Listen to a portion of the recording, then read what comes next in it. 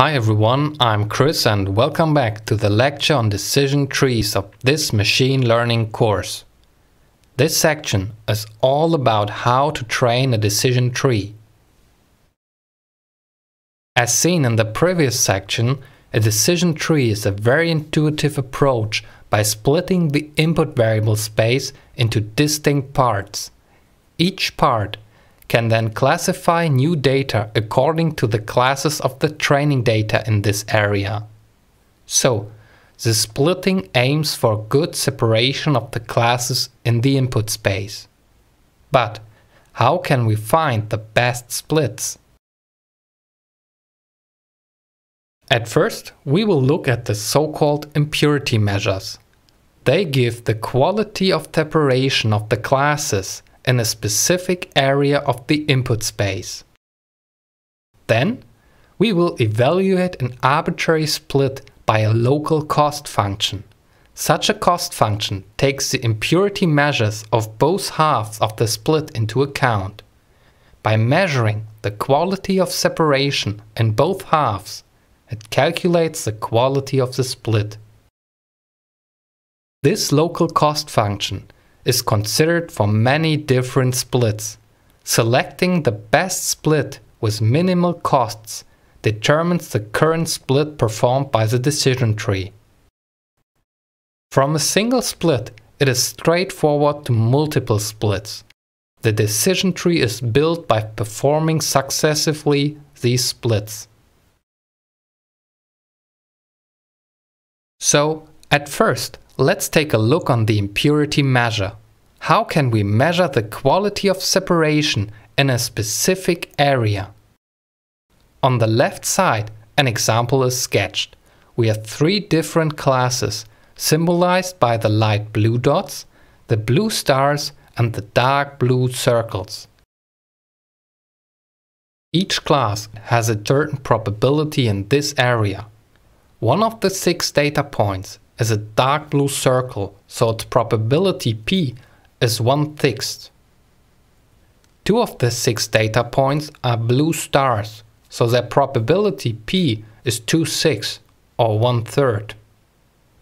And for the light blue dots, we have a probability of 3/6 or 1/2. The probability of a class is denoted by pk, and k represent the light blue dots, the dark blue circles, and the blue stars. All we know about the area considered is that we have 3 classes with certain probabilities. Without knowing about which data point belongs to which class, we pick a data point at random. And further, we select a class for this data point according to the known probabilities.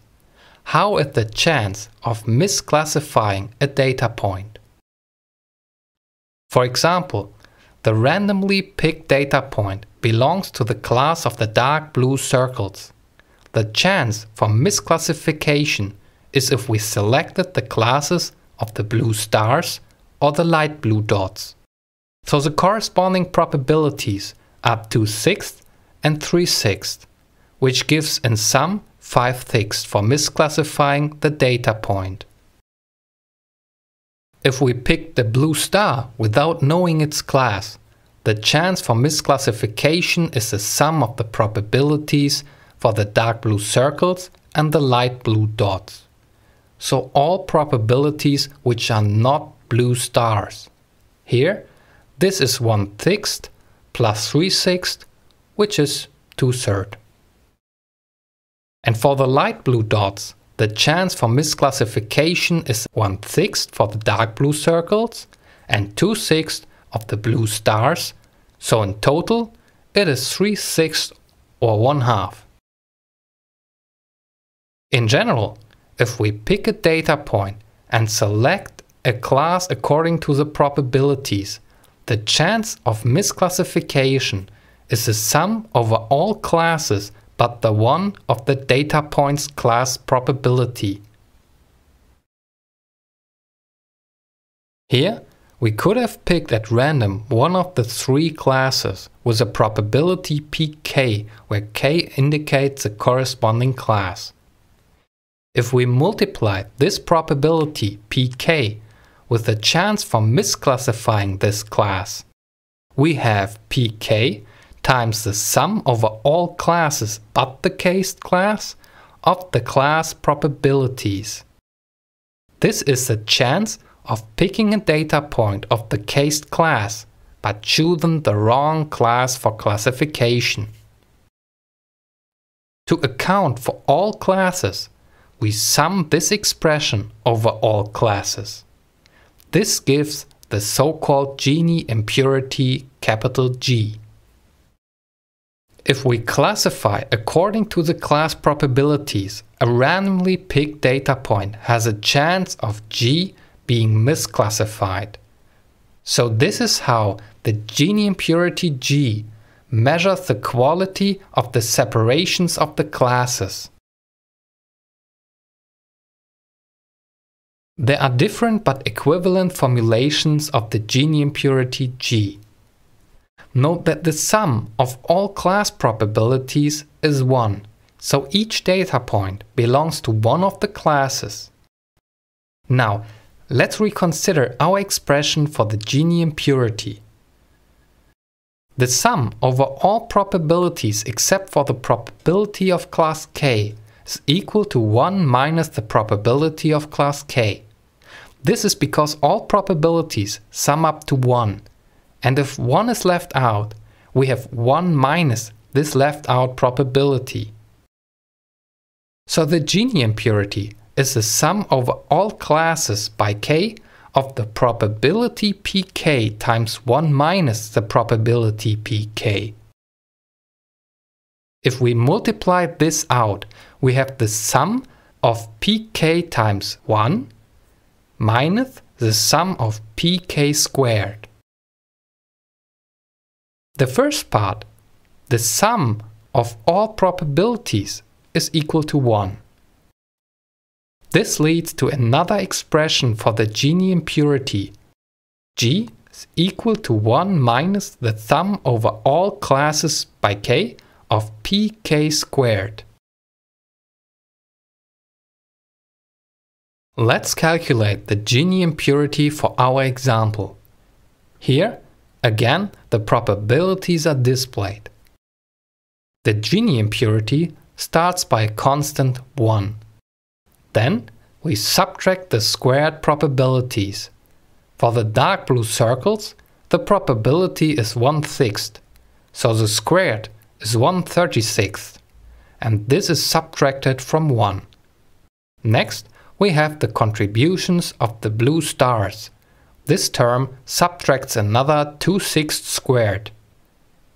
And finally, we have the contribution of the light blue dots, which is 3/6 squared. So in total, this gives 11/18. It should be mentioned that the Gini impurity is only one option to measure the misclassification. Instead, an entropy measure can be used as well. Here, we will not go into the details of information entropy. But if you want, you can get an understanding from the section of cross entropy. You can replace the Gini impurity by the entropy measure to measure the quality of separation in an area. However, there is usually no big difference. Empirical studies indicate that using entropy sometimes gives slightly better results for decision trees. But on the other hand, it is much more computational expensive. This is because of the calculation of the logarithm. Now, consider a two-class classification with the probability for the first class denoted by P1. The probability for the second class, P2, is equal to 1 minus P1. This is because there is no further class involved. So the corresponding Gini impurity depends on P1 only when we replace P2 by 1 minus P1. On the right side, the Gini impurity is displayed depending on this class P1. The Gini impurity is 0 if only a single class is present. So P1 is equal to 0 and only P2 is present, or P1 is equal to 1 and only P1 is present. The Gini impurity has its maximum at 0.5, so where the data is evenly distributed to the classes. For the entropy, the curve is similar. However, its maximum value at P1 is equal to 0.5 is 1 instead of 0.5. If we rescale it to the height of the Gini impurity, we can see that indeed entropy and Gini impurity are very similar. A split divides the input space. As a result, we have two new areas. In each, we can calculate an impurity. In the following, we consider how to combine these impurities to a local cost function. This local cost function should measure the quality of a specific split. We consider a split at a node named K in an area with mk data points. In our example, these are 6 data points. The split divides the area and therefore the data points into 2 halves. In the tree on the left side, which corresponds to a left area in the input space, and a right half. Note that for a split along the x2 axis, we still have a left and a right half in the tree structure. However, in the input space, this left and right half now corresponds to lower and upper areas with respect to the splitting line. We define a local cost function for this split jk. It is mkl, the number of data points on the left, over the number of all data points at the split mk, times the impurity of this left half gkl, plus the same expression for the right half. The index k denotes a split at the kth node, and the indices L and R refer to the 2 halves of the split. So, GKL denotes a Gini impurity of this left half for the split considered here, and GKR the Gini impurity for the right half. By adding both Gini impurities, the cost function measures the quality of the split by the impurity of classes on both sides. So a split which produces better separation on both halves has lower costs. However, the local cost function does not take the Gini impurities equally weighted into account. It scales the Gini impurities by a factor. The scaling factor on the left half is mkl over mk. The numerator of the scaling factor, mkl, gives the number of data points in the left half of the split, though the factor mkl over mk gives the percentage of data points in the left half. So, the scaling factor for a Gini impurity weights the impurity by the percentage of data points which are affected by this impurity. If the impurity is large, but considers only a few data points, the contribution to the cost function is smaller than if the impurity is large and considers a lot of data points. Similarly, mkr over mk gives the percentage of data on the right half. This weights the Gini impurity on the right half. By adding both contributions, we have our measure of split quality, the local cost function. So, how large is the chance of misclassification in each half after the split, weighted by the number of data points it affects? Let's consider an example. Here, the value of the cost function for a specific split is calculated exemplarily. The Gini impurity for the left half is 3/8. This half of the split has 4 of the in total 6 data points which are considered at the split. So the scaling factor is 4/6, which is equal to 2/3. On the right side of the split, the Gini impurity is 0. This is because we have data points of a single class only. And this half are 2 of the 6 data points. So the scaling factor is 2/6, which is 1/3. With these values, the local cost function for our split considered here can be calculated. 2/3 times 3/8 plus 1/3 times 0 is equal to 6/24, which is a quarter. We need to find the best split at a certain node. Therefore, the local cost function needs to be calculated for all possible splits. The one with minimal costs is selected. Up to now, for our example, we considered the costs of the hypothetical split with the solid green line. Other possible splits are sketched, for example, the one with a dashed line.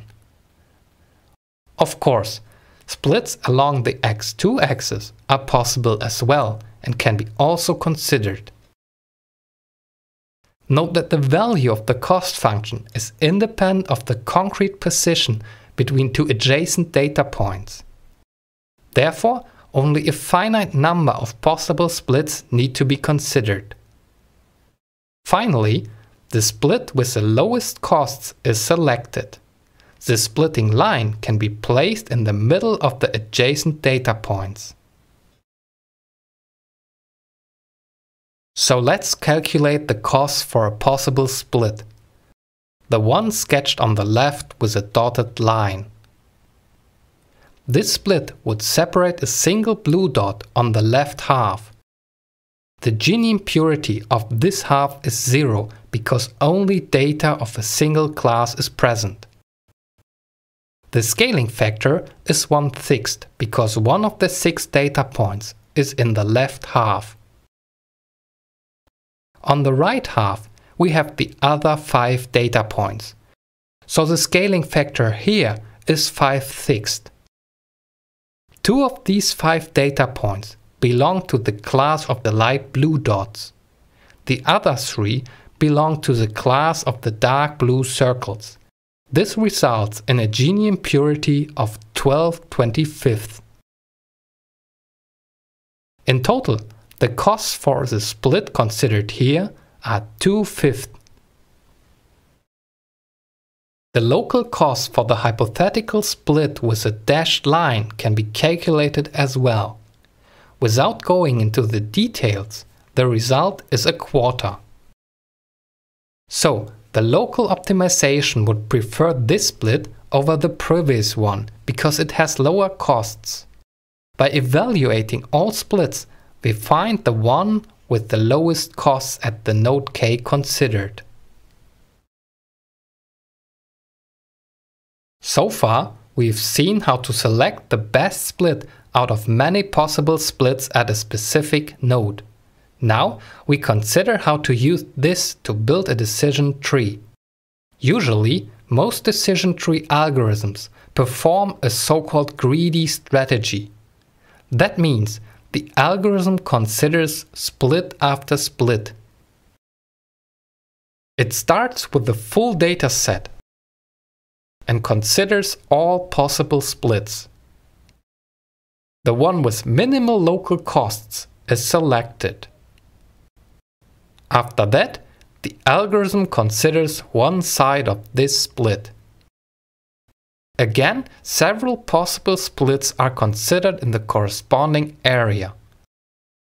Finally, the best split is selected in this area.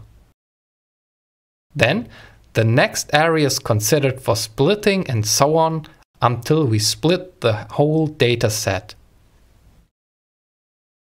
Once the algorithm decided for a split it is not reconsidered again. So the algorithm performs local optimization after local optimization. Due to computational effort, the final decision tree is not globally optimized. This would require to consider all possible splits at all nodes at the same time and find the best combination. There are several popular implementations of decision trees. One is CART, which stands for Classification and Regression Tree. This algorithm uses the Gini Impurity measure in the local cost function. Different to that, another possible implementation is the ID3. This algorithm uses an entropy measure instead of the Gini impurity. However, as stated, there is usually no big difference in the results. The remaining question is, when do we stop splitting? Is it a good idea to split until every data point of the training data is correctly classified? We will answer this question in the next section. Section finished. If you liked this video, please click the like button and consider to subscribe this channel. If you have any comments or questions, please leave a comment down below. And thanks again for listening. See you in the next section.